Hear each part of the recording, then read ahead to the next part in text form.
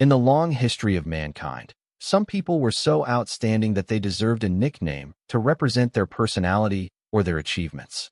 Some of them were destined to be known for centuries with the very humble nickname, the Magnificent. Today, I gathered all the historical figures in European history known as the Magnificent, and we are going to rank them. Hello, damsels and knights. I'm Sam Godwin, and welcome back to my channel. Today, we are going to crown the most magnificent man in history. Here are our nominees: Amenhotep III, Edmund I, Robert I of Normandy, Levon I of Armenia, Lorenzo de' Medici, Suleiman I. Now we are going to interview our challengers to find out a bit about their lives, and then I am going to rank them. Let's go in chronological order.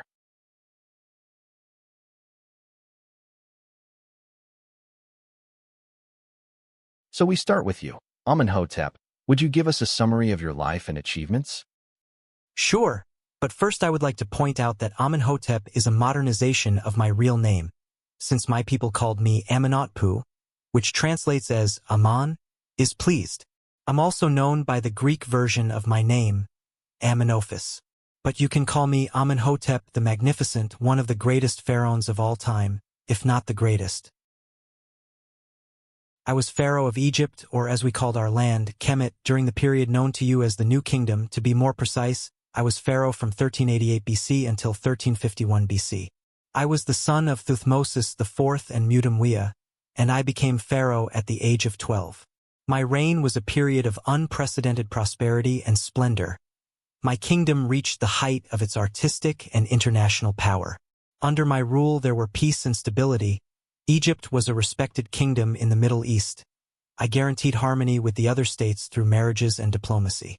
Not to mention the fact that during my reign we had tons of gold like never before, which made us the richest kingdom in the Mediterranean. My only military involvement was the suppression of a rebellion in the land of Kush. With me, art and architecture flourished, as you can see from the temples and monuments I built. I extended the Karnak Temple at Luxor. I built the Colossi of Memnon, which are the remains of my great and spectacular funerary temple that sadly has not survived the sands of time. Not to mention the statues that were made in my honor. Did you know that I have the distinction of having the most surviving statues of any Egyptian pharaoh, with over 250 statues of myself identified? Do you think you have some chances to win? My friend, I am literally the son of a god. I am on a different level than the others. Not to mention the fact that Robert and Lorenzo were not even kings. What about the fact that your son and successor was Akhenaten, the man who, in a polytheistic kingdom, decided to impose the worship of one god, Aten, bringing instability to the kingdom? I don't want to talk about it. His name and his actions should have been erased from history, as they have been for thousands of years.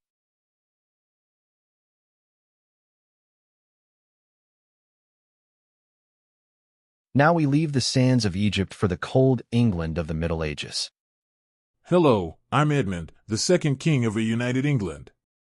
I ruled from the year 939 to 946, a relatively short time, but significant, because I ruled during the early years of the newly formed Kingdom of England.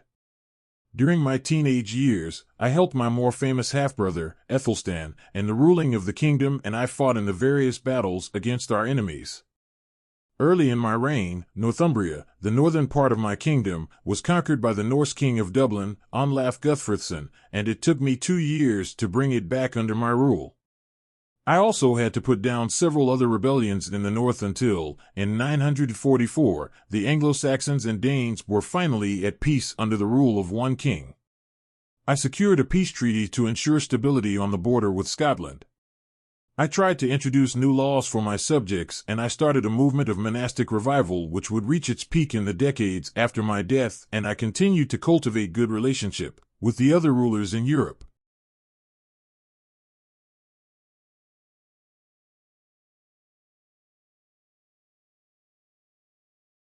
With this historical figure, we cross the English Channel to reach the beaches of Normandy. Bonjour, my friends. I am Robert Duke of Normandy from 1028 to 1035. Most of you know me as the father of William the Conqueror. I think there are very few father and son in history with important achievements that earned them an important nicknames. I mean, you could potentially win the title of the most magnificent man, and your son will be competing for the title of the best conqueror ever. Do you think you have a chance of a double victory? I think that our action speaks for themselves. So, tell us a little bit of your story. Well, I was a strong ruler of the Duchy of Normandy and I increased my power over my lands. During my reign, I helped the future king, Henry I, to become ruler of France in 1031 and in exchange for my support, he gave some lands to my duchy. I also intervened in the civil war that was going on in Flanders and I supported the monastic reform movement in my lands. Speaking of the church, I argued with some important bishops, like my cousin, the Archbishop of Rouen, over various topics, but after some years I made peace and, to absolve my errors, I decided to go on pilgrimage to Jerusalem in 1035.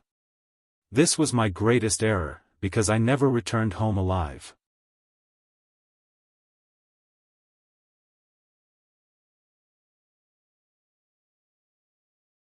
Speaking of the Holy Land, our next candidate was the king of a state that had a lot to do with the Crusaders. I was not just a king, but the first king of Armenian Cilicia. My story begins in 1187 when at the age of 22, I became Prince of Armenian Cilicia.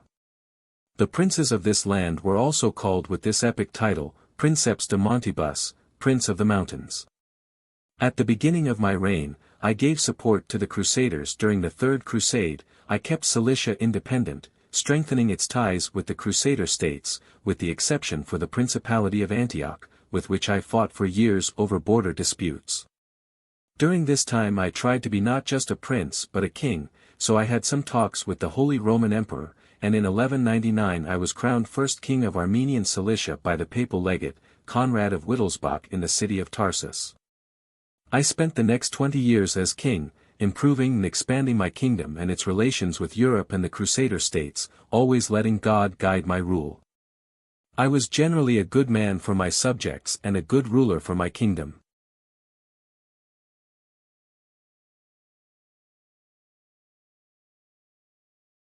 Now we move from Cilicia to one of the most beautiful cities in the world, Florence, during the Renaissance.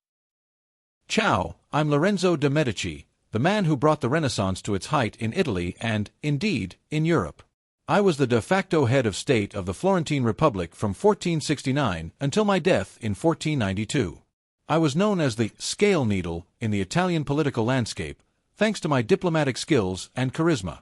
I tried to maintain peace and stability between the various Italian states through diplomatic moves, and this pissed off some people, like Pope Sixtus IV and the Puzzi family, who tried to kill me, without success, in the famous Puzzi conspiracy of 1478. I was a patron of art and culture, which continued to flourish under my rule. People like Donatello, Leonardo da Vinci, Michelangelo, Poliziano, Pico della Mirandola, Botticelli and many other artists worked for me, and their works are still visible in Florence, to show my legacy and power. I was one of the most powerful and respected men in Italy, and my legacy is still visible today. My family spent a lot of money on building projects to make Florence the center of Renaissance and for the good living and reputation of our people. I was truly a great man with a great court in a great city. My biggest mistake was to choose the wrong son to rule Florence and let the mad Savonarola increase his fame. What about the fact that you always claimed to be working for the good of the state, when in fact you ruled like a king who looked after his own family interests and increased his power? No one is perfect.